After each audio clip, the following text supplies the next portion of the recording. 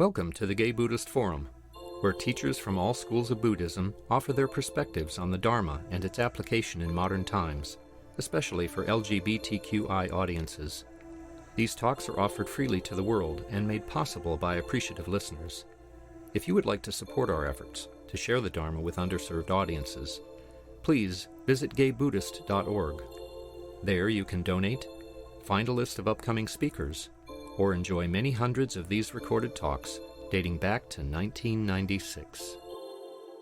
Let me first say, as chair, this would be the first time, I think it's the first time I spoke here since I became chair. I can't remember. But anyway, be that as it may, I just want to say how, as chair, how grateful we are for and respectful we are of your practice. And so happy to have you using this space on Sunday in fulfilling our mission as an organization to support Dharma practice and community. So this is delightful to have happen. And you're not the only other group other than us that use this space, but that is what it is sort of, hearing the bio, my life's work. So that is it isn't just my life's work to train people in the Tiratna Buddhist community to be ordained. It's also my life's work to support Dharma practice, broadly speaking. And this is the fact that you're here is part of my life's work, I would say. So thank you for being here. One of the things that I'm aware of, yesterday I did an online Dharma talk, I guess, to a group called Tierra Adentro, which is a Central South Latin American group online for Tiratna, people from Venezuela, Argentina, mostly Mexico, but also the woman who, Dayabasini, the woman who hosted me, is in Halifax. If anybody knows where that is, it's like Canada, on a big island in Canada. Nova Scotia. Nova Scotia, thank you. So it's just an interesting group. And I was told before the group started that it could be anybody, like just to be prepared with a talk that could be for any level of understanding.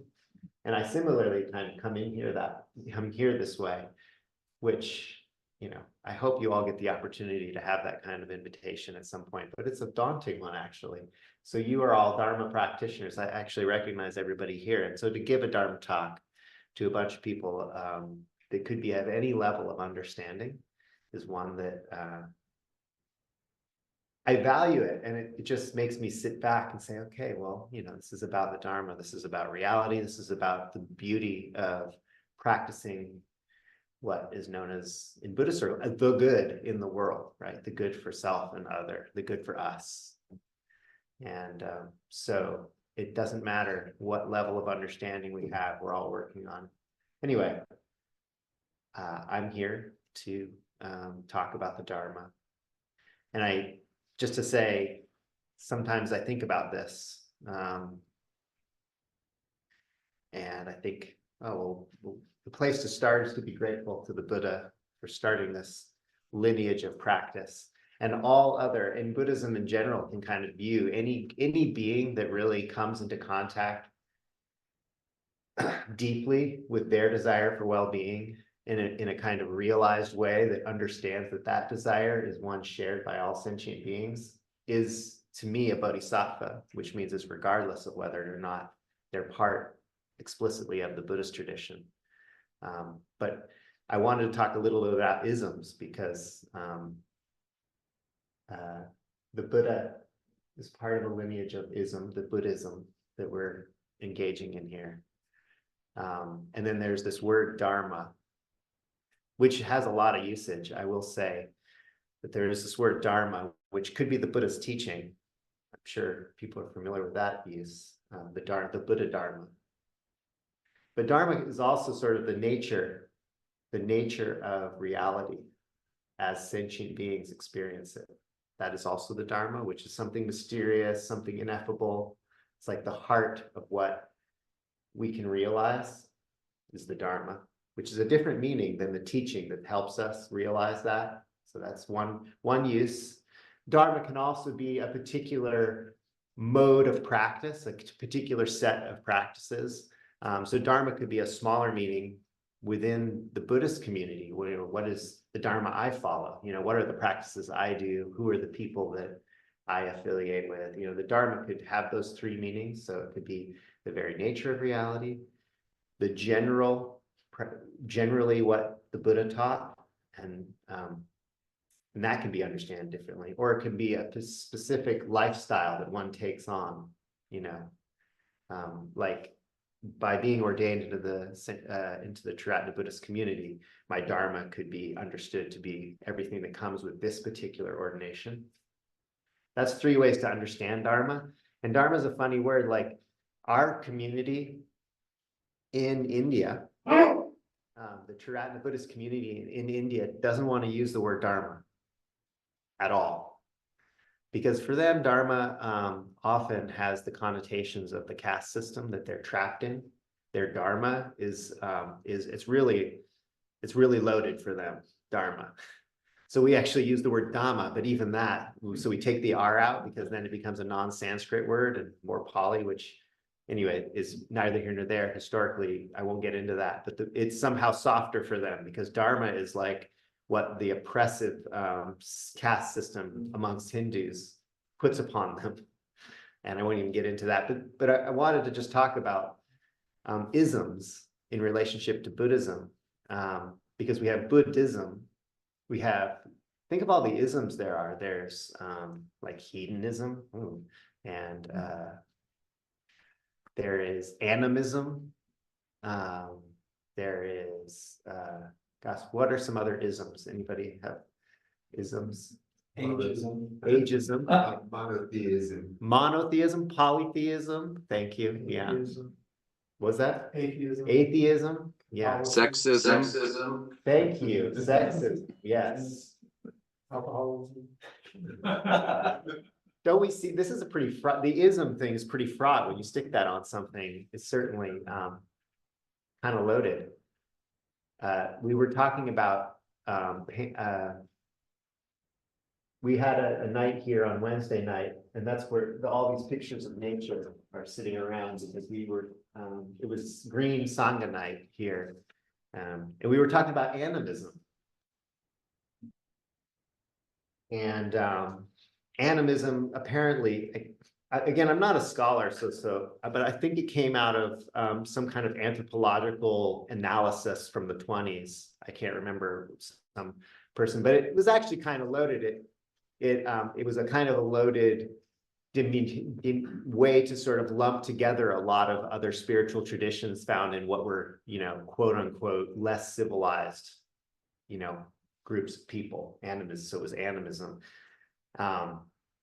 But it's actually been embraced a bit more. Some people it's been polished up as a term, and some people really embrace it as a way of talking about the environment as having its own sentience, right? Its own life, its own kind of, and that's beautiful too.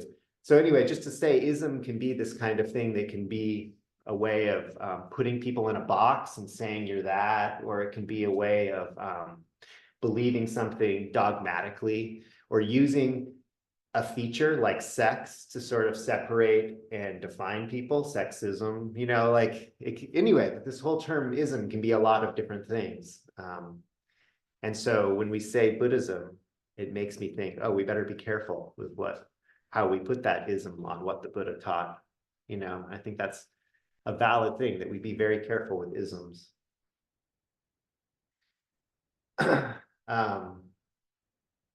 So we have Buddhism and we have Dharma. The reason I brought up Dharma was to sort of I think Dharma actually is something that speaks to the ism. Is it,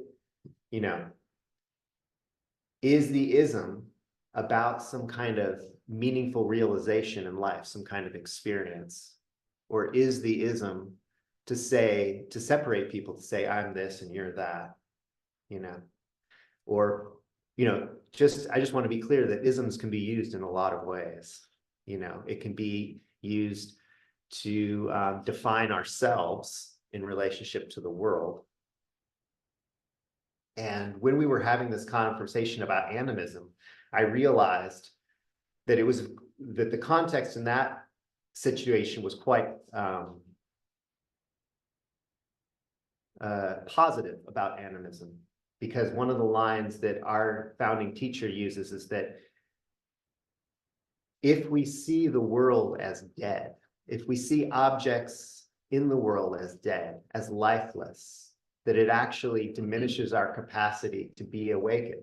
That was something that he taught. Basically, he was kind of saying that if you see the world as alive and animated, it lends itself to awakening, whatever awakening is. In the Buddhist tradition, this is what our founding teacher, one of his lines. And I think he was pointing at animism, the idea that we treat the world as alive, not dead. And, you know, you can do what you want with that. But that was the context of the conversation that we were having that evening about animism, that we relate to the environment as a living thing, and not just the animals or people in the environment, but that which they rely upon is also part of a living system. And I think that's kind of a beautiful way to see things. And I was sitting there thinking, well, am I an animist, right? I realized, actually, my Buddhism is animism. And then I was like, oh, okay, yeah, like I do, for example, I don't have a sense that my memories, who I am, what the relationship I have to who I am, where I am, what I was, what I will be in the future, comes about not because of some set of things that are held somewhere inside my brain, which you could call my memories, right? My memories of who I am. I'm sure scientists are studying this, you know, like they're studying where memories are in the brain and whatnot. But I don't relate to the world that way. Like, I don't think I somehow store everything I am in here. My memories are in the environment. Like, my memories are in you, do you know? Like the people I know here and the faces that when you're not here, like I may or may not remember you. So I'm not saying you're not in here, but you're not just in here. Do you know, like, and the world that I live in, the spaces I occupy, are a part of my memories. If it weren't for those spaces being something that I move about and that somewhere in my mind I hold as being out there, like proprioception, like I know where my hand is back here. Interestingly speaking, all the things that I think I might remember, they're out there in the world, located somewhere. I live in an environment, an animated environment that is a part and parcel, not, it isn't me, but it isn't not me either. Like, so this is my animism as a Buddhist, that I live in a world that I am not separate from. My memories are not in my head. They are out there. The things that I relate to are both sort of somewhat recallable, but they're recallable because they're out there, not because I somehow hold them in a memory that I can somehow, you know. And generally speaking, the reason I remember things is triggered by my environment. Like anytime I remember something, it's because something reminds me of it. And therefore the world and my memories are not separate things. I am not some kind of silo of experience that can just be who I was and remember things. The world, I'm in an active environment with a world that reminds me of myself. So the world is alive just like I'm alive. And that's a deep truth that isn't scientific as far as I'm concerned, but isn't non-scientific either. It is not disproven by science. You can point to it with science, but it's, to me, a larger truth than what science talks about. So I have a purpose for talking about all of this. And I didn't realize I was going to spend so much time prefacing it because I haven't even started my talk yet. But what I'm going to do now is say that this ism, I'm going to go back to the ism that is to me somewhat animistic. That was what I wanted to do, was say that for me, because I am a Buddhist, I accept the ism Buddhism. It means a lot of things for me. I'm playful with it. I'm serious about it. I'm many things about it, but I accept it as ism. For me, I am a Buddhist, and I'm totally clear about it. And if somebody wants to talk to me about it or ask me to give a talk in front of people, I can do that. I am a Buddhist. But it also includes a lot of other isms for me. It overlaps with all kinds of other isms, like animism. But it's animism in a particular way. And there might be other people who have their own animism that somehow it's not necessarily contradictory to me, but it's their thing. It's their animism. Do you see what I mean? I don't want to I realized on that night that I didn't want to incorporate animism. I wanted to let it be something else too, that isn't what I have a perfect idea about, because I tend to be very well thought in terms of what I think about the world, if you see what I mean. So I am a Buddhist. It is my ism. And that ism has to do with practice, primarily, as we know, like ethical practice, meditative practice, and wisdom practice. That's the threefold path: ethics, meditation, and wisdom. And we have an ethical practice that we, in a sense, receive from our teachers. A Buddhist practice is actually to receive your ethical practice. It isn't to simply ask yourself what I think is right. I mean, it's not that either. But on one level, the reason I wear this kesa is because I've accepted, I have a preceptor, meaning I've accepted Buddhist precepts. And this is a code of conduct that isn't always easy for me to follow. And it resonates with my ideal, kind of a natural ideal. Like I see it as an aspiration. It's something I want. It mostly has to do with kindness, right? Truthfulness. But it also has to do with simplicity and renunciation that often comes in contact with my personal desires in a way that, I have to question, do I need the things I need? Do I need, it asks me to be simple and, to have that as an ideal.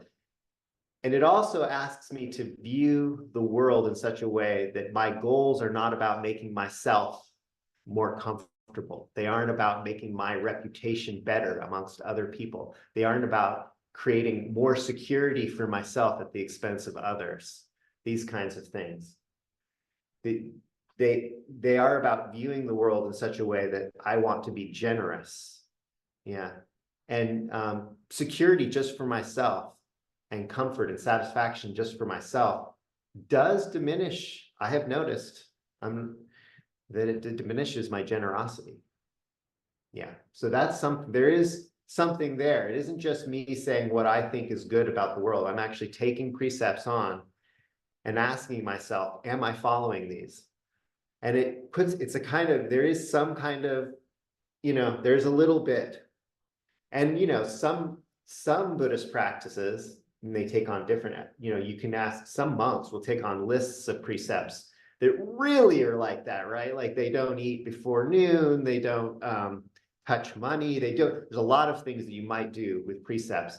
And that you can't reduce Buddhist practice to any set of ethical principles. But nonetheless, as a general principle, the ethics you take on are not completely something that don't challenge you, right? They challenge you. That's all I wanted to say about ethics. They will challenge you. And that's why you do them. That's why they're an undertaking. That's why you take them from another person. You can take them from the Buddha. You can take them from your preceptor. You can take them from your tradition. But in a sense, the purpose is that there's some sense that you are working to become more kind, more generous, less grasping, etc. And there are ways to do that. And then we have meditation, which is a practice that comes into relationship with ethics. And meditation, we have noticed the conditional nature of the way in which we behave. We've noticed that a mind that is kind, right? Let's even talk more generally. We have noticed that there are certain states of mind, we don't even have to label them, that tend to make it easier to be ethical, easier to be truthful, easier to be generous. And they have almost like a mental texture that we can recognize, and we can cultivate them in meditation. And when we sit still, hold our body in, doesn't matter what position, but we take a position. In a sense, that's our ethical practice for a little while. I'm meditating now, so therefore I am going to notice that maybe I want to do something else, but instead I'm just going to sit here. Like, it's a kind of simple ethical practice to just be silent, cultivate whatever you can in contentment, sit still for a little while, and notice different types of mind come and go. Because different types of minds are coming and going all the time. Yeah, so you notice the conditional nature of mind. Some types of mind make it quite easy to sit here. Some types of mind make it a little harder. And that's happening all the time. And that's just the practice.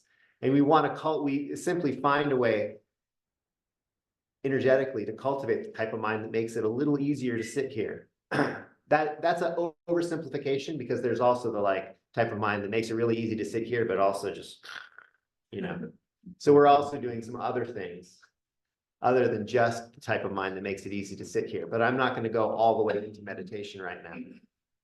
The point is it's a whole sphere of practice that deals with the mind and deals with cultivating a mind that actually makes it easier to do the ethics that we have committed ourselves to, which largely has to do with generosity, kindness, and simplicity, not needing to have the world be, or our personal possessions be a particular way. And that brings me to the actual topic of my talk, which is wisdom. Which is very hard to talk about. And what I'm going to do now is recite the Heart Sutra, which some of you may be familiar with. The Bodhisattva of Compassion, while meditating deeply, saw the emptiness of all five skandhas: form, feeling, thought, choice, consciousness, and sundered the bonds that caused her suffering. And so she said, "Here then," speaking to her own conceptual mind, "Here then, form is no other than emptiness. Emptiness no other than form. Feeling, thought, and choice are the same as this. All things are by nature void. They are not born or destroyed, nor are they stained or pure, nor do they wax or wane.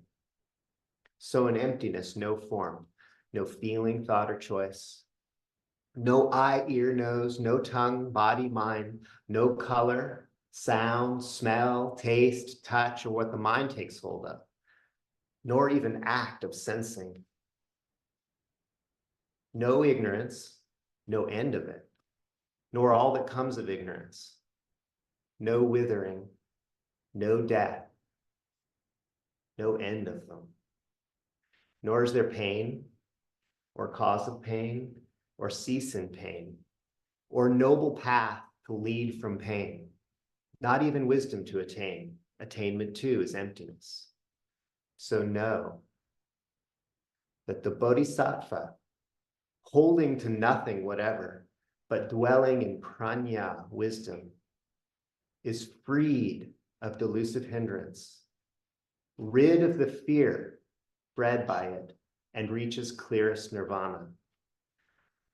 All Buddhas of past and present, Buddhas of future time, using this prajna wisdom, come to full and perfect vision. Hear then the great Dharani, the radiant peerless mantra, the prajna paramita, whose words allay all pain. Hear and believe its truth. Gate gate paragate parasamgate bodhisvaha Gati gati paragati parasamgati bodhisvaha. Gati gati paragati parasamgati bodhisvaha. So, this sutta is the Bodhisattva of Compassion. And I do this because it's 1,000 arms holding a bunch of little implements, helping all beings, working really hard to try and help everybody be happy, okay? You can imagine. And she's meditating deeply. And she's looking into her experience, form, feeling, thought, choice, consciousness. You can imagine the consciousness, the forms, the feelings, the thoughts related in helping all beings, like every implement in every hand, helping all beings, form, feeling, thought, choice, and consciousness. And and she's taken a little break just to meditate, right? To meditate deeply, profoundly on her experience. And she sunders the bonds that cause her suffering in relationship to this incredible task of helping all beings in every way they can need to be helped, right? The Bodhisattva of Compassion. And she sundered the bonds by seeing the emptiness of form, feeling, thought, choice, and consciousness. And this whole sutta is a conversation between Avalokiteshvara and Sariputra, okay? And I'm not going to give a whole background on the history of Buddhism, but Sariputra was one of the Buddha's lead disciples who was super wise, like understood the technical aspects of what the Buddha taught, understood all of the mental states that were good and the mental states that were bad, and understood how to talk about the nature of how craving causes suffering, right? Basically telling us how to practice so that we can be less craving and therefore more happy. So Sariputra had it all worked out, understood all the concepts that were necessary that the Buddha taught. But it's still, so this conversation is Avalokiteshvara talking to Sariputra, telling Sariputra what was really necessary to make meaning of all those teachings, of all those ethics, of all those meditative states where one knows the very nature of what mental state leads to positive ethics and release. And what was it that Avalokiteshvara says to Sariputra? And I just want to say that you can see this as, in a sense, the heart complete mind, the mind that is complete and released, talking to the mind that is not, the mind that has a conceptual understanding of what the teaching is, the ism. Right? So that's what's happening. It's the mind talking to the mind. It's the released mind talking to the mind that is unreleased. The mind that knows all the teachings and is really trying, but is not released, is not free. That is what this whole sutta is about. And so what does Avalokiteshvara say to this almost released mind, the mind that's really working hard to follow ethics, to cultivate the mind, to concentrate, to become free? What she says is, form is no other than emptiness. Okay, so what do we do with that? Well, it's an invitation, I believe. It's an invitation to know that the compassion and the release and the freedom is an experience free from division, free from opposition, free from this. Because we might get so much into our practice that this is actually how we operate with regard to ourselves, right? We take our ethics, we do our things, we do our practices, and this is what we get. We sit still and we watch the minds come and go. And that's rough a lot of the time. And sometimes it's very contenting, but then it's rough again. And then it's contenting, and then it's rough again. And what do we do with that? Well, there's something else. There's some completeness where we accept the ripples on the water. We accept the tornadoes that happen on top of the ocean. I used to say hurricanes. The hurricanes that happen on top of the ocean. We accept them as all part of the entire environment of being. but it doesn't mean we don't practice. And so Avalokiteshvara has essentially resolved all conflicts in this vision, and has told the heart that is unresolved, it's okay, be unresolved. It's all right, be unresolved. There is no attainment and no non-attainment. There's no withering, no death, and no end of them.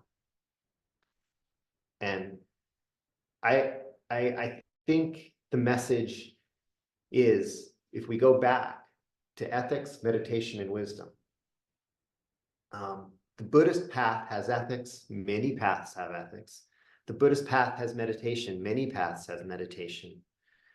And something that possibly other paths don't have, which I would not say is universally true, is this dissolving, this invitation for it to be completely, everything is optional. Everything is an invitation for you to be complete.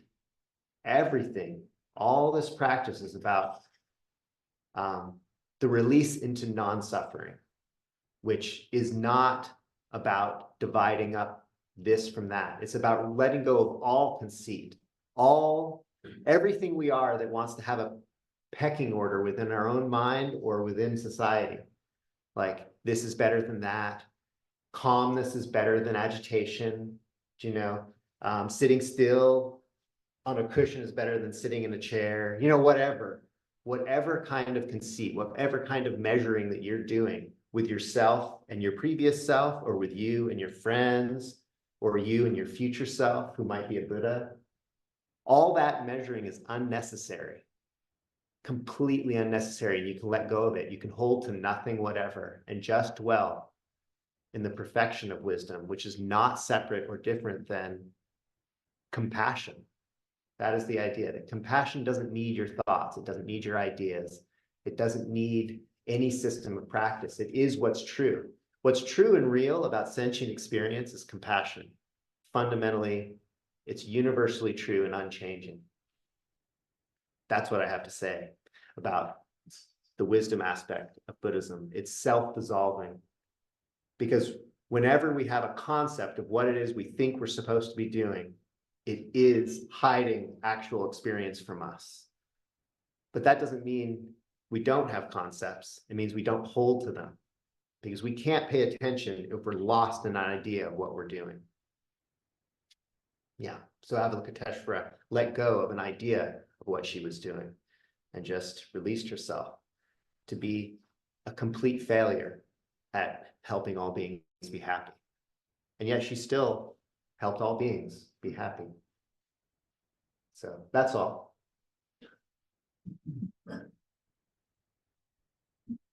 Any questions?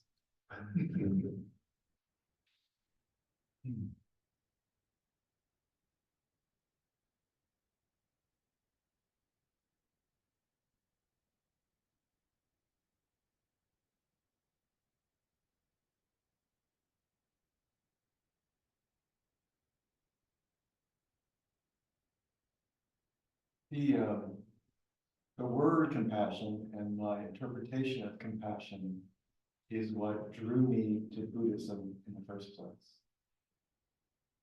And I still feel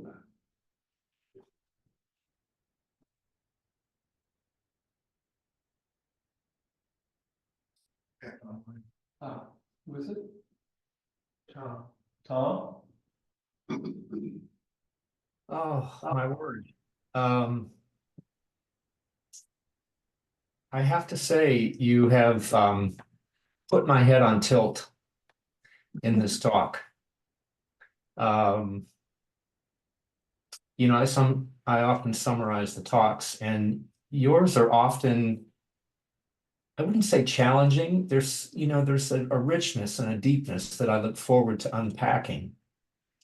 And today you have exceeded that. I'm so grateful for the depth of perception that you shared in the Heart Sutra. I've never looked at it the way you just expounded on it. And so with great gratitude, I just wanted to say that. sometimes in a talk like this, we're left almost speechless. And I think, oh, the speaker must think they didn't get it, But yeah, there's a deepness there. One thing that you said early on, I just thought I would comment on because I thought it was intriguing, was this idea that our memories are not necessarily stored in us, but they're in, spaces and places and people. I heard a talk from someone saying that, as we often notice, especially as we get older, maybe, that we'll get up from a room and go into the kitchen or somewhere else, and we forget why we did it. And they were saying that in their understanding, our memories are in spaces. And when we cross a threshold, we go from one room to another, there's this dissolving, there's this transfer into a different space, and the memory is left behind. It's not that we're getting old and senile necessarily. But I thought that was really intriguing, and in a way you touched on it. So yeah, thank you. Yeah. I feel very similar, Prasadachitta, about your talk. I'm very grateful, and in particular, I really loved your recitation of the Heart Sutra. Would you mind doing that again? No, I wouldn't mind. Now? Sure.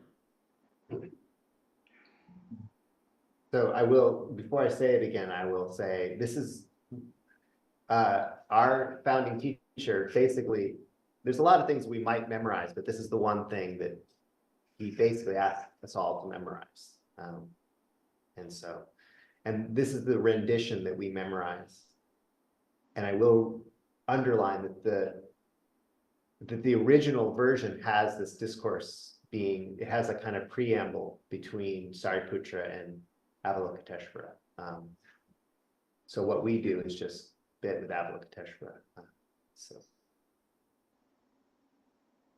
The Bodhisattva of Compassion, while meditating deeply, saw the emptiness of all five skandhas and sundered the bonds that caused her suffering. Here then, form is no other than emptiness. Emptiness no other than form. Form is only emptiness, emptiness only form. Feeling, thought, and choice, consciousness itself, are the same as this. All things are by nature void. They are not born or destroyed, nor are they stained or pure, nor do they wax or wane. So in emptiness, no form, no feeling, thought, or choice, nor is there consciousness, no eye, ear, nose, tongue, body, mind, no color, sound, smell, taste, touch, or what the mind takes hold of, nor even act of sensing, no ignorance or end of it, nor all that comes of ignorance, no withering, no death, no end of them, nor is there pain or cause of pain, or cease in pain, or noble path to lead from pain, not even wisdom to attain. Attainment too is emptiness. So know that the Bodhisattva, holding to nothing whatever, but dwelling in prajna wisdom, is freed of delusive hindrance, rid of the fear bred by it, and reaches clearest nirvana. All Buddhas of past and present, Buddhas of future time, using this prajna wisdom, come to full and perfect vision. Hear then the great Dharani, the radiant, peerless mantra, the prajna paramita, whose words allay all pain. Hear and believe its truth. Gate, gate, paragate, parasamgate, bodhiswaha. Gate, gate, paragate, parasamgate, bodhiswaha. Gate, gate, paragate, parasamgate, Bodhi Swaha.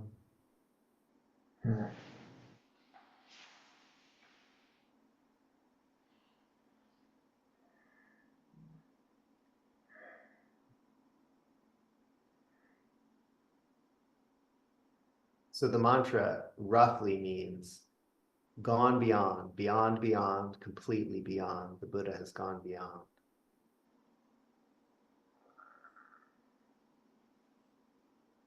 Thank you for that. I used to Thank you belong very to much. sorry. Used to belong to a Sangha before this one called Q Sangha, and we did that every week. So it's fitting back in time. It's really sweet. And it's very sweet memory.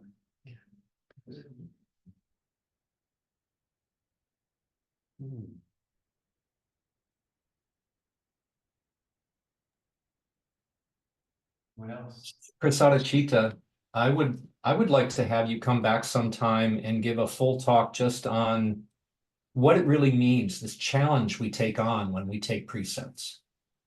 I was particularly moved by you saying that what your sash represents. It isn't decorative. It isn't a badge of, it's not something you wear. It represents this challenge that you have taken on. I would love to hear a full talk on that sometime in the future. So thank you.